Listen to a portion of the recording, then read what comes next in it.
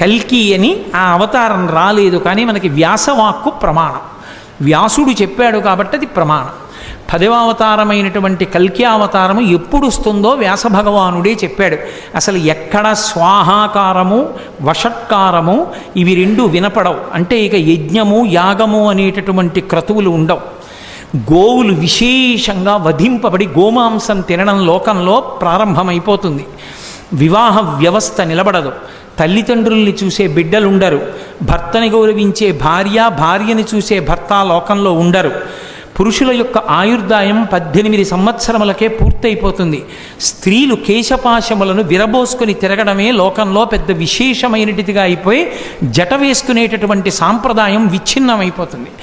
అయిపోయిన తరువాత లోకంలో పురుషులు 18 సంవత్సరాలకే మరణించడం ప్రారంభమైపోయి ఆయుర్దాయాలు క్షీణించిపోయిన తరువాత ఆ సమయంలో శంబళ అనేటటువంటి గ్రామంలో విష్ణుయశుడు అనబడేటటువంటి బ్రాహ్మణుని కడుపున కల్కి అన్న పేరుతో శ్రీ మహావిష్ణువు 10వ అవతారంగా వస్తారు.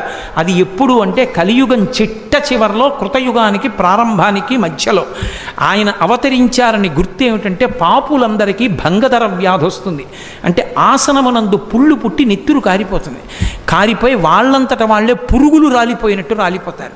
ఎక్కడ చూసినా వ్యాధులు ప్రబలుతాయి. పరమపుణ్యాత్మ